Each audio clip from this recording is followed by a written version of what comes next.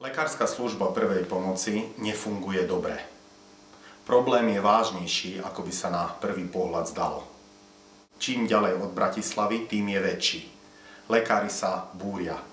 Nechcú povinne slúžiť pohotovosť bez nároku na primeranú odmenu. Zmeny, ktoré presadili poslanci Smeru v uplynulých rokoch, situáciu len skomplikovali. Minister zdravotníctva akosi nevie nájsť riešenie. Nevie, kedy bude hotová vládna novela zákona, ktorá by problematiku vyriešila.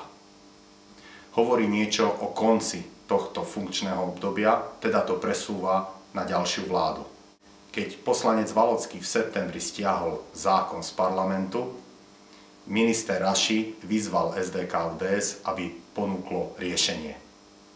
Toto riešenie ponúkame v novele zákona o poskytovateľoch zdravotnej starostlivosti.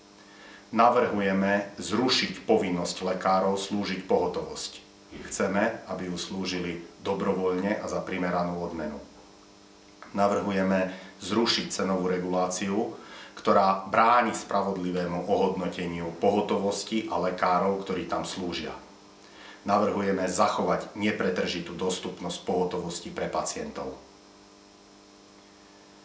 S týmto našim návrhom sme oboznámili aj zástupcov lekárskych združení, asociácií a spoločností.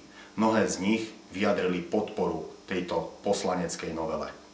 Chceme výjsť v ústrety lekárom a zdravotným sestrám, ktorí slúžia na pohotovosti, aby mohli slúžiť dobrovoľne a za primeranú odmenu.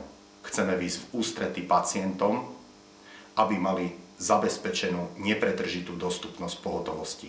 Sme prekvapení, že poslanci strany Smer nepodporili túto poslaneckú novelu v prvom čítaní. Napriek tomu, že ani oni, ani minister zdravotníctva neponúkajú žiadne riešenia.